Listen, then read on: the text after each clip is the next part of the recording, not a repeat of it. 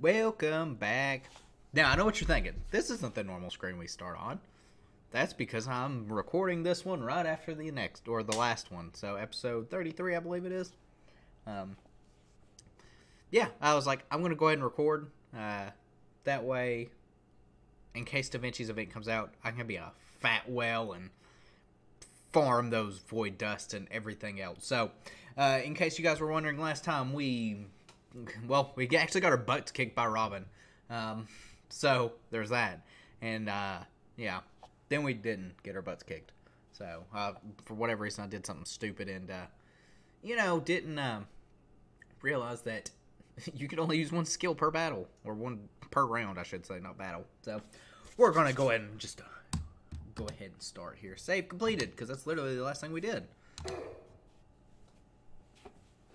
Days remaining, final elimination battle. We gotta spend skill points. Today is the elimination battle. I trust that your preparations went smoothly. Super smooth. Smooth as butter, Kodomine Kirei. Smooth as saying Kodomine Kirei in that voice. I turn towards the voice coming from behind me. He wears the clothes of a priest, which in the end only makes his snide tongue more jarring. I know what you did. You can't fool me. I know you've practiced heart surgery. I'm on to you.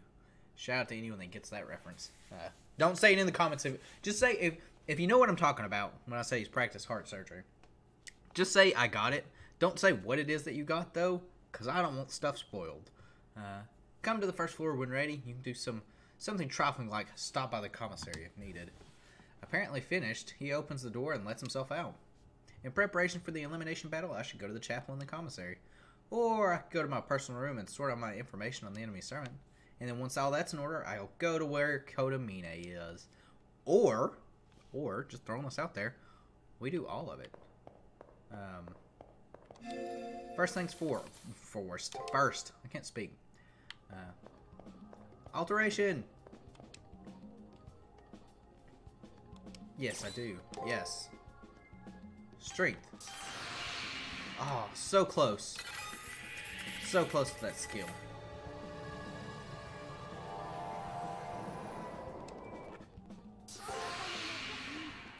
I feel much stronger. I dare say our connection levels progress to a whole new level!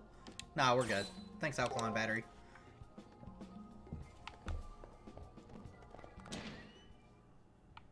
And it's empty. I don't think there's anything here. I'll go to the third floor, just like kind of zoom around. Make sure that Ronnie and them... Ooh, actually, let me double check the multimedia room. You never know when you look at porn tapes. So, I've been promised porn tapes by someone. And you know who you are. Lol. If there is no porn tapes, then, well, we'll just have to see. So, between recording episodes, I was like, I'm kind of hungry. I don't want to eat anything like big or major. And I went and got groceries. I decided to do something a little more risque and buy lemon-flavored Oreos. And had one for the first time just, like, I don't know, 3 minutes ago. No, 3 minutes ago is when I started the recording. 5 minutes ago, probably. And actually quite good. Quite good. I was surprised. And yeah, I'm pretty sure we're not going to find anyone, so we're just going to go right into the elimination battle. And, finish that.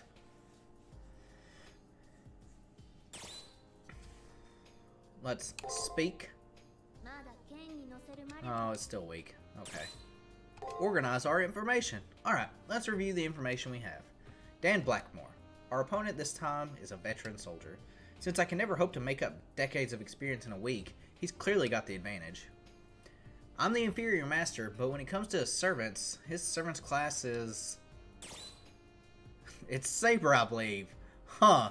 Well, that's a little more believable if we hadn't already summoned a Saber. Actually, it's not believable at all, but you know. It's going to be an archer. He's not riding anything. That day in the arena, the servant fired a poison arrow at me. That kind of precise marksmanship was enough to tell me that the enemy's class is archer. It's also clear that said shot severed some kind of bond between master and servant. Dan forbid his servant to use his bow to fire poison arrows. That bow is his noble phantasm. Is his noble phantasm called? The name of the noble phantasm that Dan forbid his servant from using was Ye Bow. The name of the servant's unerring bow is the Ye Bow.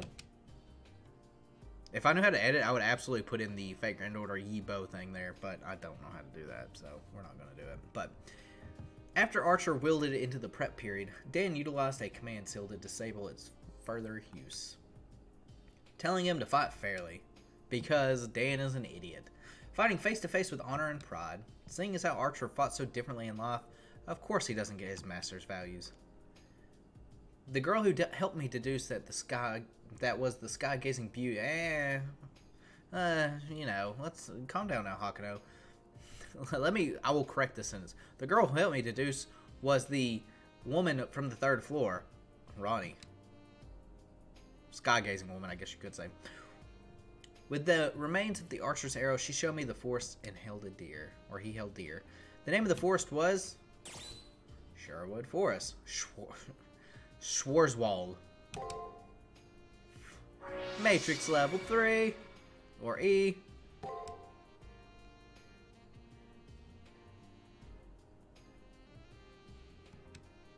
Right, it was Sherwood Forest. There was only one legendary soul who was active there, Robin Hood.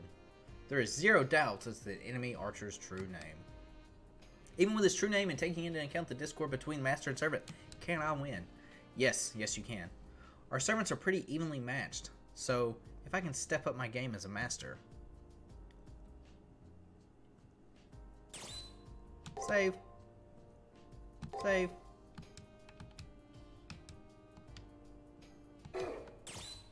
Let's leave my private room, and we're gonna run right into the dungeon.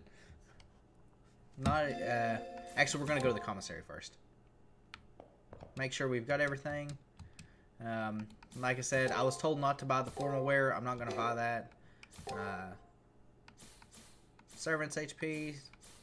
Servants HP. You've got plenty of those though, so yeah. We're good. We're good. All good. First floor. Oh, we'll do this. I did not mean to do that. Matrix, to make sure that stuff goes away. Archer. Robin Hood. True name. Character background. While the origin and legend of the chivalrous thief who dwelt in Sherwood Forest are subject to a constant and spirited debate, it is generally acknowledged that there was an actual person who held the name Robin Hood, and that he died at the hands of his aunt. The priories of Kirkless, who is believed to have bled him to death in guise of administering aid for his wound. However, many of the exploits attributed to him are a curious amalgamation of Celtic, Greek, and Druid mythologies. That is a mouthful of stuff, and I was nowhere near done. One of the most persistent of the Robin Hood legend identifies him originally as a faceless hero who was born from the prayers and residents of the British Isles. Weary of the seemingly endless incursions and invasions of the country, they asked the heavens for someone to fight off the foreign invaders. A concurrent legend pegs Robin Hood as a representation of the Green Man, a spirit of the wood who would carry out the action and deeds of the common layperson could not. It was this belief that transformed the name into a title assumed by a number of nameless, faceless heroes who took up the mantle of protecting the people. Those who assume the identity of Robin Hood tend to be very conflicted young men, incredibly virtuous and honorable, yet always working out of the shadows like an assassin or a thief. There seems to be, actually, just to go back a little bit, Assassin Robin win, but there seems to be a slight tinge of cowardice to their makeup to cover their self-loathing that also seems to be part of Robin Hood's personality. They all uniformly adopt somewhat combative and disparate attitude, even though every person to adopt the Robin Hood persona truly values life above all else. They have little appreciation for their own. Like the original Robin Hood, he is under the protection of the fairies and is well versed in the archaic lore of the Druids. And like all defenders of the forest, his knowledge of naturally occurring medicines and poison is second to none. So, with that being said,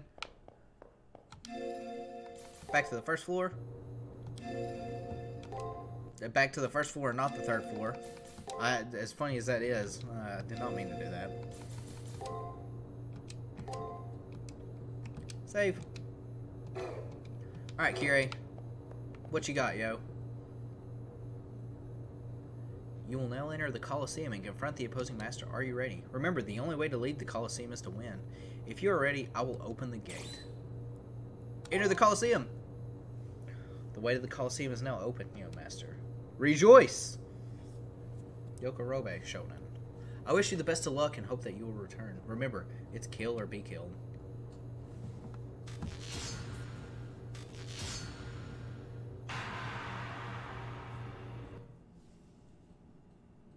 Probably should have saved in the other save state, just to make sure, you know, in case we did need to grind levels. But we're not going to worry about it. Mainly because it's way too late to worry about it.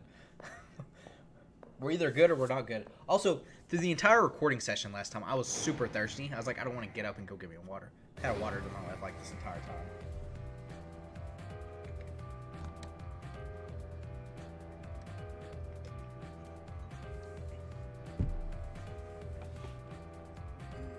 I admire that the man is made of stone. However, statues make poor conversation partners.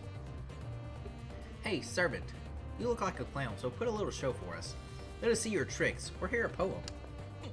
Huh? What's the point of talking to somebody who's about to jump into their grave? Although, I'm ready to chew my arm off to get away from Grumpy here. The guy doesn't even fart without a purpose. I've given up trying to make small talk with him. Hey, enemy master, why don't you try talking to Grumple Stillskin over here? Got any hobbies? Never has anyone, much less an opponent, asked me that question on a battlefield. Hobbies. Let's see. My wife is fond of gardening. I had a small, beautiful garden. There's your answer. That is not an answer at all.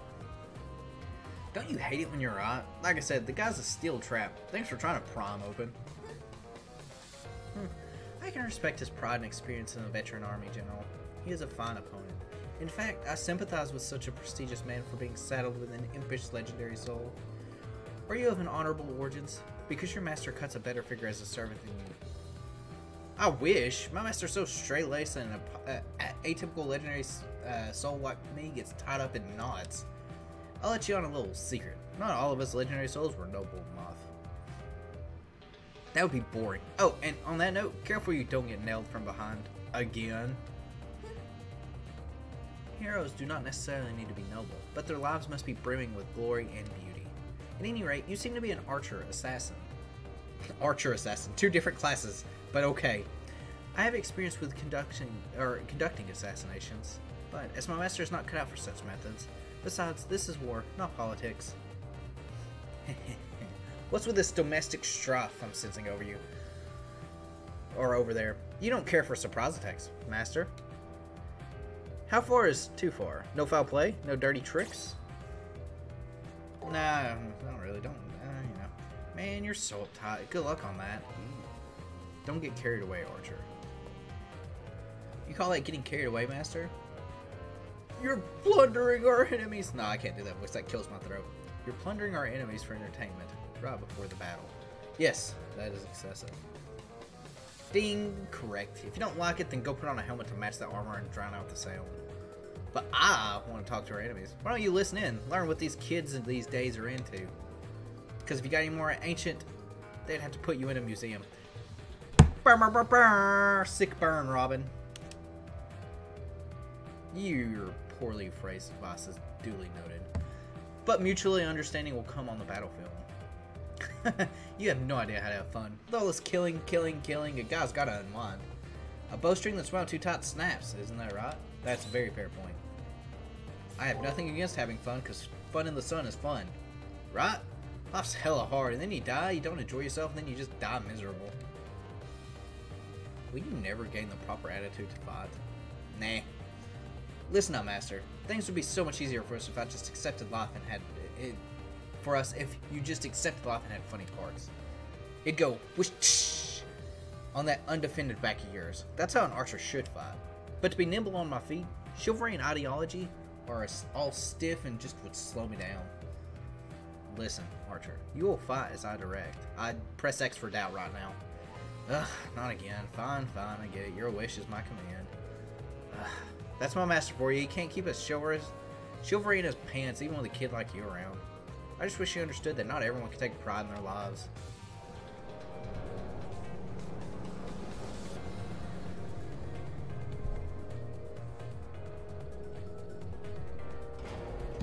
A sudden rumbling snaps me out of the spell my opponent's words have put me under. We're at the battlefield. The time to fight. A warrior of unparalleled determination has come. I thought for a second that door is the elevator door. I thought 100% for a second it looked like a vending machine. I'm not sure why, but I absolutely thought that. Let's go, Archer. The time has come to embrace the battlefield once again. Now loading.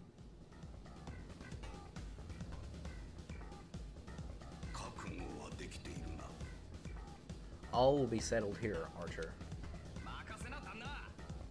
You said it. It's about time we gave this snotty princess her desserts. Like lemon Oreos. Princess? Did you just call me a princess? You won't leave this place alive. That's empress to you. I am a grown woman. I hold you accountable if my master addresses me as a princess. That's the part you found offensive? Aren't you a little too gung-ho about your master? Quiet, you. How dare you insinuate something when I'm not resolved on the matter myself? Okay. That's right. My master is mediocre in both performance and appearance. Hey! Hakuno's, you know, got feelings. Though I suppose my master's efforts up to this point deserve praise. To see a commoner rise against the mighty sets my heart racing. My master is out of your master's league, and your master is already good as dead.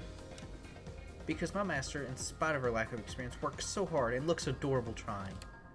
You may think my master is a chick. With me by her side, my master will grow into a big, strong bird. But your master, Dying Graven, do you even have the strength to fly? Saber is dishing out some sick burns. That's all I'm saying. Some very, very sick burns.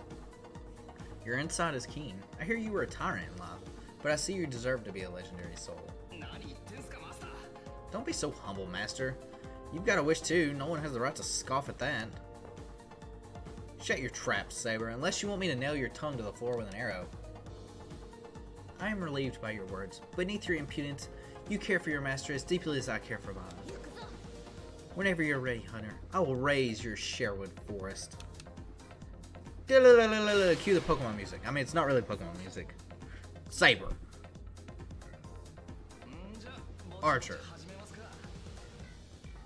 That Saber card should be gold. I'm just saying. Live or die by the sword. That was too quick for me to read. Matrix level E.